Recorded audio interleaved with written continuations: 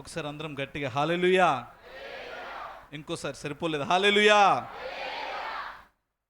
One more, once again హల్లెలూయా, హల్లెలూయా. దేవునికి మహిమ కలుగును గాక. Glory to God. ఈ సమయాన్ని బట్టి ప్రియమైన తల్లిదండ్రులకు నా నిండు వందనం తెలియచేస్తూ ఉన్నాను. చక్కగా 6 మాటలు మన మధ్యలో అద్భుతముగా వారు వివరించారు. వారి యొక్క ఇన్ఎక్స్పీరియన్స్ ఉన్నప్పటికీ కూడా చక్కగా వాళ్ళు బోధించారు. ఆఖరిగా చివరి మాట చూసుకొని మనం ఈ సెషన్ని కంప్లీట్ చేసుకుందాము. లూకాసు వార్త 23వ అధ్యాయము 46వ వచనము చూసుకొని మనం ముందుకు సాగుదామండి. లూకాసు వార్త నేను చదువుతాను. లూకాసు వార్త 23:46వ వచనం చూసుకొని మనం ముందుకు సాగిపోదాము. ఈ రీతిలో ఉంటుంది. When Jesus had cried with a loud voice, he said, Father, into the hands I command my spirit. యేసు గొప్ప శబ్దంతో కేక వేసి, తండ్రి నీ చేతికి నా ఆత్మను అప్పగించుకొనుచున్నాను. యేసు గొప్ప శబ్దముతో కేక వేసి, తండ్రి నీ చేతికి నా ఆత్మను అప్పగించుకొనుచున్నాను. చిన్న ప్రార్థన చేసుకుందాం. సర్వశక్తి కలిగిన దేవా, నీ ఘనమైన అత్యున్నతమైన గొప్ప నామాన్ని బట్టి స్తోత్రము కలుగునుగాక. ఈ శుభ శుక్రవారం దినమందు 7 మాటలు ధ్యానించడానికి ఎంతో కృపనిచ్చినందుకై స్తోత్రములు. 6 మాటలు నీ కృప చొప్పున ఎంతో మా మధ్యలో వాడుకున్నందుకై స్తోత్రములు. 7వ మాటగా వివరిస్తూ ఉంటుండగా మీరు మహిమపరచబడునుగాక, మీరు గణపరచబడునుగాక, మీరు మాత్రమే స్తుతి పొందునుగాక. ప్రతి మాట కూడి ఉన్న మా అందరి బ్రతుకులలో అద్భుతమైన నీ కార్యము జరుగును గాక అని ప్రార్థిస్తూ, ప్రతి ఒక్కరము నీ మాటకు లోబడే కృపను దయచేయమని సమస్త ఘనత మహిమ ప్రభావములన్నీ మీకు చెల్లించుకుంటూ క్రీస్తు యేసు పేరిట ప్రార్థించడి వేడుకుంటున్నాము తండ్రి, ఆమేన్. హల్లెలూయా. చక్కగా 6 చక్కగా చెప్పారు. 7వ మాటగా క్రైస్తవులు అనబడుచున్న మనందరి బ్రతుకులలో మనం ముఖ్యంగా తెలుసుకోవాల్సిన విషయం ఏంటంటే, నెంబర్ 1 పరలోకం ఉంటుంది, నెంబర్ 2 నరకం ఉంటుంది. తప్పకుండా పరలోకం ఉంటుంది, నరకం ఉంటుంది. ఈ శరీరము కేవలము కొన్ని దినములు మాత్రమే అనుభవించడానికి, కానీ చనిపోయిన తర్వాతకి తప్పకుండా మనం నరకానికి వెళ్తామా పరలోకానికి వెళ్తామా అనేది ఖచ్చితం. Not only in a Christianity, all the religious, Hindu కావచ్చు, ముస్లిం కావచ్చు, వాట్ ఎవర్ ఇట్ ఈస్, ఏది చూసినప్పటికీ కూడా అందులో తెలియచేసే సత్యం ఏంటయ్యా అంటే నరకం ఉంటుంది, పరలోకం ఉంటుంది. అపార్ట్ ఫ్రమ్ దట్, దాని తర్వాతకి మనం ఆలోచిస్తే ఆత్మ అనేది ఉంటుంది. తప్పకుండా ఆత్మ అనేది ఉంటుంది. ఈరోజు ఈ దినమందు ఇలా మాట్లాడుచున్నాము అంటే మన బాడీలో తప్పకుండా ఆత్మ ఉన్నదని అర్థము. ఇంకో మాట చెప్పాలని ఆశపడుతున్నాను. ఎవరైనా చనిపోయేటప్పుడు, వాళ్ళు బ్రతికున్న రోజులు చాలా గొప్ప మాటలు చెప్తారు, గొప్ప గొప్ప మాటలు కూడా వింటుంటాము, ఆ మాటలు మనం ఫాలో అవుతుంటాము. కానీ చనిపోయేటప్పుడు కొంతమంది కొన్ని అమూల్యమైన వర్డ్స్ని చెప్పేసి వెళ్ళిపోతారు.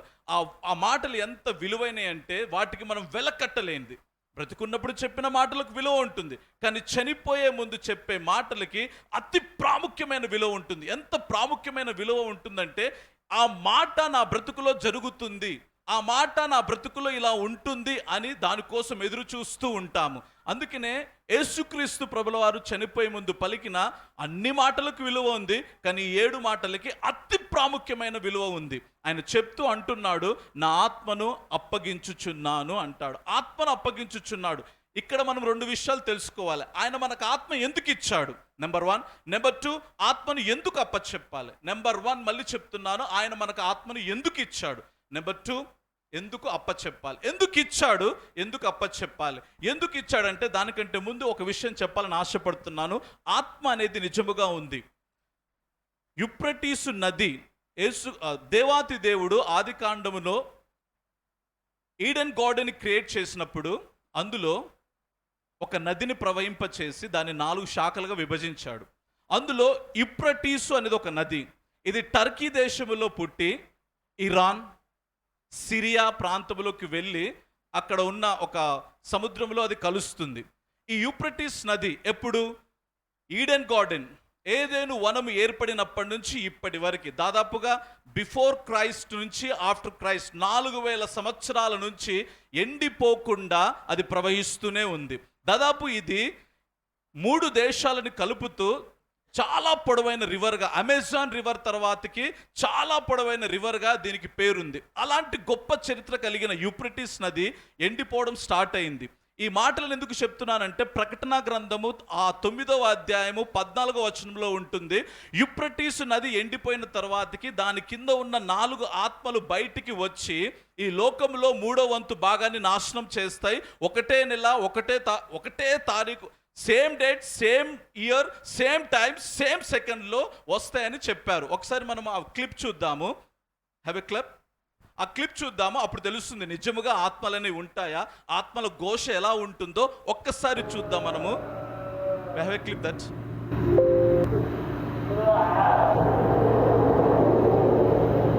Show me the video.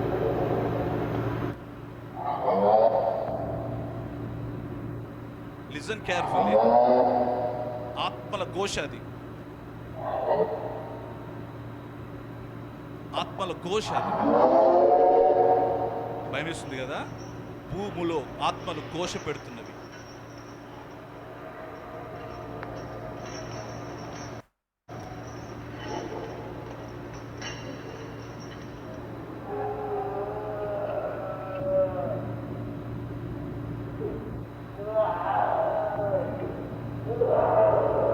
గుహలో నుంచి ఆత్మల స్వరం వినపడుతుంది.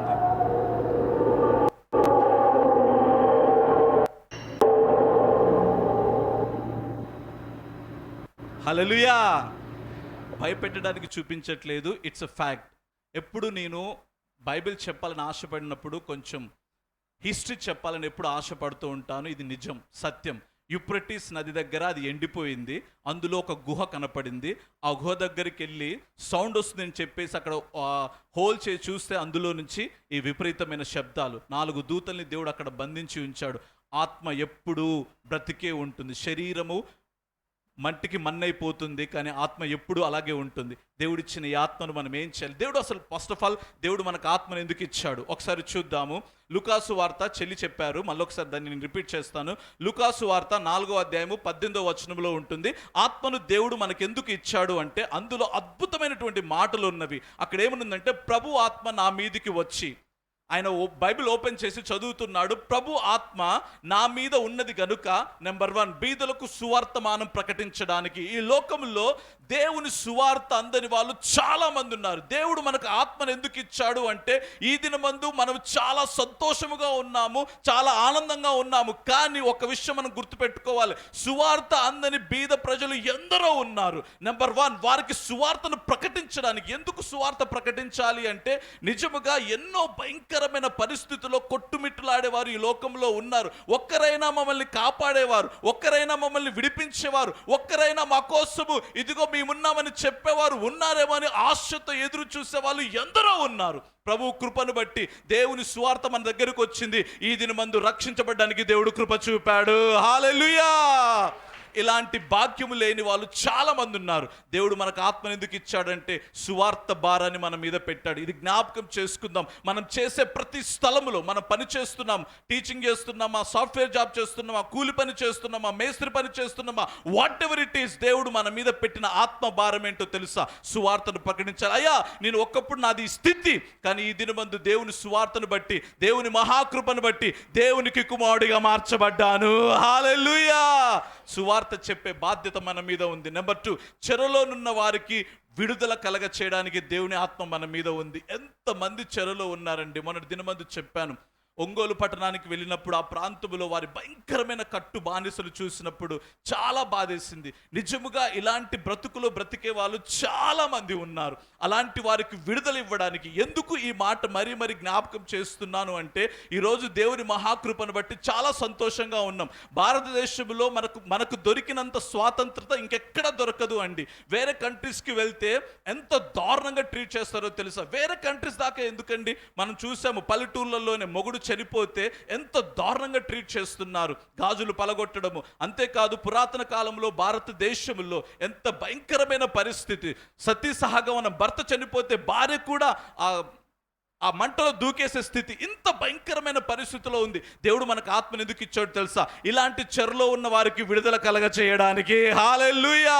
అమ్మ, నీకు స్వాతంత్రం ఉంది, ఏదైనా మాట్లాడే స్వాతంత్రం ఉంది, ఏ పని చేసే ఆయన స్వాతంత్రం నీకుంది. నువ్వు బాధపడకు. You are free in the blood of Jesus Christ అని చెప్పే గొప్ప కృపను దేవుడు మనకి ఇచ్చాడు. అట్టి ఆత్మ మన మీద ఉంది కాబట్టి అట్టి వారికి విడుదల ఇవ్వడానికి దేవుడు మనకు అట్టి ఆత్మను అనుగ్రహించాడు. నెంబర్ 3, గుడ్డి వారికి చూపునివ్వడానికి. ఆత్మ సంబంధమైన విషయాల్లో చాలా మంది గుడ్డితనం ఉన్నారు. ఈ రోజుల్లో హైందవులు అనబడుచున్న వారు క్రీస్తుని వక్రపరుస్తూ అనేక రకాలుగా నిందిస్తూ ఉన్నారు. కానీ నిజముగా వారు ఆత్మీయ గుడ్డితనములో ఉన్నారు. ఆత్మ సంబంధమైన గుడ్డితనములో ఉన్న వారికి వెలుగునిచ్చడానికి దేవుడు అట్టి ఆత్మను మన మీద పెట్టాడు. ఎంత గొప్ప ఆత్మ అండి. చాలా మంది గుడ్డితనముతో ఏది నోటికి ఎంత వస్తే అంత మాట్లాడి కించపరుస్తున్నారు. కానీ ఈ దినమందు నిజమై ట్రూత్, సత్యమేంటో తెలుసుకోవడానికి ఈ దినమందు మనం ప్రయాసపడాలి. గుడ్డి వారికి వెలుగునివ్వడానికి దేవుడు అట్టి ఆత్మను మన మీద పెట్టాడు. మనము అట్టి ఆత్మను పొందుకున్న మనము అట్టి గుడ్డితనంలో నడుచుచున్న వారికి అనేకులకు వెలుగునివ్వడానికి మనం ముందుకు సాగిపోవాలి. అంతేకాదు, నెంబర్ 4, నలిగిన వారిని ఆదరించడానికి, ప్రభు యొక్క హితవత్సరమును ప్రకటించడానికి ఆయన ఆత్మ మన మీద ఉంది. ఇట్టి కార్యములు మనం చేస్తున్నామా? మన నిజముగా బీదలుగా ఉన్న మనము, సువార్త తెలియని మనకి దేవుని సువార్తను దేవుడు మనకు అనుగ్రహించాడు. బంధింపబడిన మన వారికి మనల్ని విడుదల కలగ చేశాడు. నలిగిన మన బ్రతుకుల్లో దేవుడు ఆదరణ ఇచ్చాడు. ఎంతమంది నలిగి ఉన్నాము. నిజముగా ఒక మాట ఎవరో చెప్పారు, గాంధీ అనుకుంటాను, సంఘంలోకి వచ్చిన మనందరము కూడా బీదరికంలోనే వచ్చాం. పొట్ట చేతులు పట్టుకొని, నాకు తెలుసు, ఎక్కడో మురికి కాలువ ఎదుట ఒక చిన్న గుడిసె వేసుకొని అక్కడ బ్రతికారు. దేవుని మహాకృపను బట్టి, దేవుని మందిరములో ఆయన ఆశీర్వాదం ఉంది కాబట్టి ఆయన మందిరమునకు వచ్చిన ప్రతి కుటుంబాన్ని, అహరోను చేతి కర్ర ఎండిపోయినది ఆయన మందిరములోకి తీసుకొని వచ్చినప్పుడు అహరోను చేతి కర్ర ఏ విధంగా పూలు పూసి ఫలించిందో, బీదరికంలో ఉన్న మనల్ని, అంధకారంలో ఉన్న మనల్ని, చెరలో ఉన్న మనల్ని, నలిగిన మనల్ని ఆయన మందిరానికి వచ్చినప్పుడు మనము బ్రతకడమే కాదు, మనం బ్రతుకుతూ అనేకులకు మేలుకరమైన రీతిలో మన కుటుంబాలను దేవుడు ఇచ్చాడు. హల్లెలూయా. ఈ దినమందు సంతోషభరితులముగా ఉన్నాము అంటే నలిగిన మన బ్రతుకులను దేవుడు విడిపించాడు. ఈ విడిపించిన ఈ ఆత్మను నలిగిపోతున్న అనేకులను విడిపించడానికి మనం ప్రయాసపడాలి. ఆయన ప్రభు హితవత్సరమును ప్రకటించడానికి, ఆయన యొక్క కరుణను ప్రకటించడానికి, కృపను ప్రకటించడానికి, దీన దరిద్రపు స్థితిలో ఉన్న వారికి ఆయన వెలుగును ప్రకటించడానికి ఆయన ఆత్మ మనకు అనుగ్రహించి ఉన్నాడు. ఈ ఆత్మను ఆయన చేతికి అప్పచెప్పాలి. ఎందుకు అప్పచెప్పాలి అంటే ప్రసంగిలో ఒక మాట ఉంటుంది. ఏమని ఉంటుందంటే, I would like to say, ఆత్మను ఎందుకు అప్పచెప్పాలి అంటే ప్రసంగి 12:7 ఉంటుంది, మన్నైనది వెనుకటి వలె మరలా భూమికి చేరును, ఆత్మ దాన్ని దయచేసిన దేవుని యొద్దకు మరలా పోవును. హల్లెలూయా. ఈ మన్ను, ఈ దేహము, ఈ ఆత్మ అన్ని కూడా దేవుడిచ్చింది. ఈ దేహము మట్టి నుంచి వచ్చింది కాబట్టి మట్టిలో పూడుస్తాము, మన్నైపోతుంది. కానీ ఆత్మ దేవుడిచ్చినది. దేవుడిచ్చిన ఆత్మ మరలా దేవుని యొద్దకే చేర్చబడాలి. హల్లెలూయా. దేవుడు మనకు ఆత్మను ఎందుకు ఇచ్చాడు అంటే మనల్ని ఏ రీతిలో విడిపించాడు, ఆ రీతిలో అనేకులను విడిపించడానికి ఆత్మను దయచేశాడు. ఆ ఆత్మను దయచేసిన దేవుణ్ణి ఏ కలంకము లేకుండా, ఏ కపటము లేకుండా, దానికి ఏమాత్రము కూడా ఏ కల్మషం అంటకుండా పవిత్రముగా దాన్ని కాపాడుకున్నాడు యేసుక్రీస్తు ప్రభుల వారు. ఆత్మను పవిత్రముగా కాపాడుకొని, నజరేతు అనే ఊరిలో ఒక మాట ఉంటుంది, నజరేతు అనే ఊరి నుంచి శ్రేష్టమైనది ఏదైనా వస్తుందా? పాపులు ఉంటారు, వ్యభిచారులు ఉంటారు, అతి క్రూరమైనటువంటి ఆ చిన్న గ్రామం నుంచి అతి శ్రేష్టమైనది రాదు అని లేఖనం సెలవిస్తుంది. కానీ అంత భయంకరమైన పరిస్థితిలో కూడా ఉండి ఆత్మను పరిశుద్ధముగా కాపాడుకొని, ఆత్మను పవిత్రముగా కాపాడుకొని, దేవుడు ఆత్మను ఎందుకు ఇచ్చాడో ఆ పనిని సంపూర్ణముగా నెరవేర్చి, ఆయన నాకు ఈ ఆత్మనిచ్చాడు కాబట్టి ఈ ఆత్మ, దేవుడిచ్చిన ఈ ఆత్మని మరలా దేవునికి అప్పచెప్పుచున్నాను. హల్లెలూయా. అందుకనే ఐజాక్ న్యూటన్ అనే వ్యక్తి, ఐన్స్టీన్ అనే వ్యక్తి ఒక మాట అంటాడు. ఐన్స్టీన్ గురించి మనకు తెలుసు. E=mc² అనే ఫార్ములాని కనుక్కున్న ఒక గొప్ప తత్వవేత్త, గొప్ప సైంటిస్టు. ఈరోజు ప్రపంచము ఈ ఫిజికల్ సైన్స్ మీద డిపెండ్ అయి ఉందంటే ఆయన కనిపెట్టిన ఫార్ములా మీద డిపెండ్ అయి ఉంటుంది. ఆయన అన్నాడు ఒక మాట, ఏమన్నాడంటే, పడక మీద ఉన్నప్పుడు చనిపోయే టైంలో జర్మనీ లాంగ్వేజ్లో చెప్పిన మాట, I have done my share, it is time to go. నాకు ఇచ్చిన పని నేను మొత్తం సంపూర్ణంగా చేశాను, నేను వెళ్ళిపోవాల్సి ఉన్నది. దేవుడు కూడా ఆయన ఆత్మనిచ్చాడు, సంపూర్ణంగా సంపూర్ణంగా కంప్లీట్ చేశాడు. ఆయన ఆత్మను, నా ఆత్మను నీ చేతికి అప్పచెప్పుతున్నానని ప్రభు అని చెప్పి వెళ్ళిపోయాడు. ఈ దినమందు ఆత్మను దేవుడు మనకు అనుగ్రహించాడు. ఆ ఆత్మను పవిత్రముగా కాపాడుకుంటున్నామా, పరిశుద్ధముగా కాపాడుకుంటున్నామా, నలిగిన మన బ్రతుకులో దేవుడు చేసిన అద్భుతాలను 10 మందికి చెప్పగలుగుతున్నామా, బీదలుగా ఉన్న మనకు సువార్తను ప్రకటించాడు దేవుడు, ఆ సువార్తను 10 మందితో షేర్ చేసుకోగలుగుతున్నామా, గుడ్డితనముతో ఉన్న మన బ్రతుకులో ట్రూత్ని తెలియచేశాడు, ఇది సత్యమని తెలియచేశాడు. ఆ సత్యాన్ని ఎదుటి వారికి చెప్పి మన ఆత్మను పవిత్రముగా ఉంచుకోగలుగుతున్నామా? ఒకసారి జ్ఞాపకం చేసుకుందాము. ఈ పవిత్రమైన ఆత్మను దేవుడు ఏ రీతిలో పవిత్రముగా మనల్ని ఉంచాడో ఆ పవిత్రమైనటువంటి స్థితిలో దేవునికి అప్పచెప్పుకునే స్థితిలో మనం ఉన్నామా? ఒకసారి జ్ఞాపకం చేసుకుందాం. అందుకనే అయ్యా, నువ్వు నాకు ఇచ్చిన ఈ ఆత్మను పవిత్రముగా కాపాడుకున్నాను, ఎందుకు ఇచ్చావో ఆ పని నేను ముగించాను, అంతేకాదు నువ్విచ్చిన ఆత్మను మరలా నీ చేతికే అప్పచెప్పుచున్నానని పవిత్రముగా అప్పచెప్పాడు. ఎందుకు అప్పచెప్పాడు అంటే,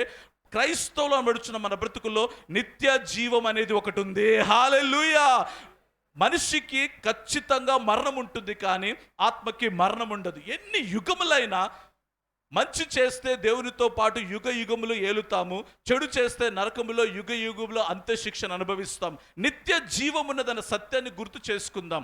అంతేకాదు ఈ ఆత్మ, దేవుడిచ్చిన ఈ ఆత్మను దేవునికి పవిత్రముగా అప్పచెప్పడానికి ఇష్టపడదాము. చిన్న మాట చెప్పి నేను ముగించాలని ఆశపడుతున్నానండి. ఆత్మ విషయంలో చాలామంది చాలా రకాలుగా ఏదేదో చెప్తూ ఉంటుంటారు. ఖచ్చితముగా ఆత్మ అనేది ఉంది. ఈ ఆత్మ చనిపోకుండా మనం కాపాడబడాలి అంటే ప్రతి నిత్యము కూడా దేవుని ఎదుటికి రావడానికి ఇష్టపడాలి. నెంబర్ 1, క్రైస్తవులు అనబడుచున్న మన బ్రతుకుల్లో దేవుని సన్నిధిలో నిత్యము గడపడానికి ఇష్టపడాలి. ఆదివారం మిస్ అవ్వకుండా, ప్రార్థనలు మిస్ అవ్వకుండా, ఎక్కడ కూడికలున్నా మిస్ అవ్వకుండా మనము మన జీవితాన్ని కట్టుకున్నప్పుడు మన ఆత్మను ఏ విధంగా పవిత్రంగా కాపాడుకోగలము అనేది ఖచ్చితంగా తెలుస్తుంది. ఒకవేళ రక్షణ లేని వారు ఈ దినమందు అడుగు పెడితే జ్ఞాపకం చేసుకోండి, మరణించిన తర్వాత మన ఆత్మ ఎక్కడికి వెళ్తుంది? పరలోకానికి వెళ్తుందా, నరకానికి వెళ్తుందా? ఆత్మకి మరణం అంటూ లేదు. దయతో ఈ దినమందు ఒకవేళ రక్షణ లేని వారు ఇక్కడ ఉంటే, రేపటి దినమందు ఈస్టర్ రోజు తప్పకుండా మీ అందరి కోసము బాప్తిసా కార్యక్రమాలు ఉంటాయి కాబట్టి తప్పకుండా మీ ఆత్మను ఈ దినమందు రక్షణలోకి నడిపించబడడానికి ఇష్టపడండి. ఎందుకంటే ఆత్మకి మరణం లేదు. ఆత్మకి మరణం లేదు కాబట్టి ఆ మరణం లేని ఆత్మను పవిత్రముగా దేవునికి అప్పచెప్పుచున్నామా? జ్ఞాపకం చేసుకుందాం. కాబట్టి ఈ దినమందు దేవుడు ఆయన అమూల్యమైన చనిపోతూ పలికిన ఈ 7 మాటలు. అంతేకాదు ఒక మాట గుర్తొస్తుందండి. మా నాన్న చనిపోయే ముందు ఏ మాట గుర్తొస్తుందంటే, చాలా సందర్భాల్లో చాలా మాటలు చెప్పాడు, కానీ చనిపోయే ముందు ఎప్పుడు కూడా నన్ను ద్వేషించింది, నన్ను తిట్టింది ఎప్పుడు కూడా లేదు. ఒక్కసారి కొట్టాడు. ఒక్కసారి నా జీవితంలో నేను 12 సంవత్సరాల ప్రాయంలో ఉన్నప్పుడు 7th క్లాస్ ఏమో చదువుచున్నాను, స్కూల్కి వెళ్ళను అని మారం చేసినప్పుడు, స్కూల్కి వెళ్ళను అని చెప్పి మారం చేసినప్పుడు అక్కడ దొరికే దాదాపుగా 4-5 కర్రలు తీసుకొని చాలా చితగొట్టేశాడు. ఆ కర్రలని విరిగిపోయినవి. నా తండ్రి అలా కొట్టాడు కాబట్టే ఈ దినమందు దేవుని మహాకృపను బట్టి పీజీ చేయడానికి దేవుడు కృప చూపాడు. హల్లెలూయా. తండ్రి శిక్ష కుమారుడికి గద్దింపు లాంటిది. కుమారుడు గొప్ప స్థితిలోకి వస్తాడు. ఆ రోజు మొదలుకొని ఎప్పుడు తిట్టలేదు, కొట్టలేదు, కానీ ఎప్పుడు ఒక మాట అనేవాడు, నువ్వు గొప్పడి అవుతావురా, దేవుడు నిన్ను దీవిస్తాడు, నువ్వు గొప్పడి అవుతావురా, దేవుడు నిన్ను దీవిస్తాడు. చనిపోయే ముందు ఇంకా 2-3 రోజుల తర్వాత చనిపోతాడు అన్నప్పుడు నేనే దగ్గరికి వెళ్ళాను. ఆయన పరిస్థితి బాగాలేనప్పుడు, నాన్న ఎలా ఉంది, హాస్పిటల్కి వెళ్దామన్నప్పుడు ఆయన పలికిన మాట, నువ్వు బాధపడకు నాన్న, ఎట్టి పరిస్థితుల్లో నువ్వు బాధపడకు, ఈరోజు నీకు ఏమీ లేదా, నువ్వు బాధపడుతున్నావేమో, దేవుడు ఇస్తాడు. దేవుడు నాతో చెప్పాడు. ఒకప్పుడు నేను చీకటిలో ఉన్నాను, చెరలో ఉన్నాను, నిందించబడ్డాను, అవమానించబడ్డాను. నిజముగా నా తండ్రి అవమానించబడ్డాడండి, అతి దారుణంగా అవమానించబడ్డాడు. ఇలాంటి కష్టాలు నీకు ఎన్నడూ రావు బేట, దేవుడు నిన్ను దీవిస్తాడు. నెంబర్ 1. నెంబర్ 2, మంచి ఆత్మీయ సంబంధమైన తల్లిదండ్రులతో నీవు ఉన్నావు. నెంబర్ 3, మంచి సంఘంలో నీవు ఉన్నావు. దేవుడు ఎన్నో నిన్ను విడిచిపెట్టాడు. నువ్వు గొప్పడు అవుతావు బేట, కానీ నిన్ను చూడలేకపోతాను అని చెప్పేసి ఒక్క మాట చెప్పాడు. ఇవన్నీ మాటలు ఎందుకు మాట్లాడుతున్నావు నాన్న? పర్లేదు, ఇట్స్ ఓకే, నో ప్రాబ్లం అని చెప్పినప్పుడు ఆ మాట చెప్పి ముగించాడు. కానీ హృదయంలో ఒక చిన్న బాధ అండి. ఆ బాధ నేను చనిపోయేంత వరకు పోదేమో. ఆ బాధ ఏంటంటే, బ్రతికి ఉన్న దినములో నా తండ్రిని ఒక సొంత ఇంటిలో పెట్టాలని ఆశపడ్డారు. ఆ బాధ ఎప్పుడు నా హృదయాన్ని తొలిచివేస్తూ ఉంటుంది. తల్లిగారితో కూడా నేను చెప్పలేదు, కానీ తల్లిగారు దేవుడితో మాట్లాడి చెప్పించాడు. నీ తండ్రి లేదని నువ్వు బాధపడుతున్నావేమో, ఇదిగో నీ తండ్రి కంటే గొప్ప తండ్రి నిన్ను ఆదరిస్తున్నాను. హల్లెలూయా. ఆ మాట చెప్పి బలపరిచాడు. ఎందుకు ఈ మాటను గుర్తు చేస్తున్నానంటే, చివరిగా దేవుడు కోరుకుంటున్నాడు, అయ్యా ఆత్మను పవిత్రముగా నీకు అప్పచెప్పాను, పవిత్రముగా అప్పచెప్పుతున్నామా? ఎంతమంది ఎంతమంది దారుణంగా ఉన్నారండి. మొన్నటి దినమందు మా ఇన్స్టిట్యూషన్ దగ్గర ఎంత చెడిపోయి ఉన్నారండి స్టూడెంట్స్. దయచేసి ప్రియమైన తమ్ముళ్ళారా, ఐ హ్యావ్ టు ఫినిష్, ఇంకో 2 minutesలో ఫినిష్ చేస్తాను. ప్రియమైన చెల్లెళ్ళు, తమ్ముళ్ళు, అన్నలు, జ్ఞాపకం చేసుకుందాం. మన ఆత్మకి నిష్కలంకముగా ఉండడానికి ఇష్టపడదాం. ఏ మత్స డాగు అంటకుండా దేవుడు ఎంత పవిత్రముగా మనకి ఇచ్చాడు అంతే పవిత్రముగా దేవునికి అప్పచెప్పడానికి ఇష్టపడదాం. ఎందుకంటే ఇప్పుడు చూసాం ఆత్మల ఘోష ఎలా ఉందో. ఒకవేళ దేవునికి కనుక మనం ఆత్మను అప్పచెప్పకపోతే మన ఘోష అలాగే ఉంటుంది. లోకము నరకములో అని మొత్తుకుంటూనే ఉంటాం, అరుస్తూనే ఉంటాం. ఒకవేళ దేవుడిచ్చిన ఈ ఆత్మను మరలా దేవునికి అప్పచెప్పామనుకో, యుగ యుగములు దేవునితో పరలోకములో దేవుని స్తుతించు వారిగా ఉంటాము. హల్లెలూయా. Decide yourself. ఈ దినమందు మనమే డిసైడ్ అవుదాము. పరలోకానికి వెళ్దామా, నరకానికి వెళ్దామా? ఇప్పుడు చూపించాను నరకములో ఆత్మలు ఎంత ఘోషపడుతున్నావో. అంతేకాదు చివరిలో పలికిన ఈ మాటలకి చాలా విలువ ఉందండి. నా తండ్రి ఆ మాట చెప్పి 2 రోజులు చనిపోయాడు. దేవుడు నిత్యముగా ఆ మాట నా బ్రతుకులో నెరవేర్చాడండి. దేవుని మహాకృపా సంఘ ప్రార్థన, తల్లిదండ్రుల ప్రార్థన నిత్యము తోడుగా ఉంది. ఏ రోజు కూడా తల్లిదండ్రుల ప్రార్థనను విడిచి వెళ్ళలేదు. సంఘమైన మీ ప్రార్థన ఎన్నడూ విడిచిపోయలేదు. కాబట్టి ఈ దినమందు కూడి ఉన్న అందరికీ మరొకసారి మనవి చేస్తున్నాను, నిజముగా ఈ దినమందు ఈ సంఘంలో ఉన్నందుకు దేవునికి మహిమ కలుగునుగాక. హల్లెలూయా. ఒకవేళ ఆత్మకు రక్షణ లేకపోతే ఈ రోజే డిసైడ్ అవ్వండి, దేవుడు తప్పకుండా రక్షణ ఇస్తాడు. ఆత్మను మన దేవుడిచ్చిన ఆత్మను దేవుడికి అప్పచెప్పి ముందుకు సాగిపోదాము. దేవుడు ఈ మాటను దీవించి ఆశీర్వదించునుగాక. హల్లెలూయా.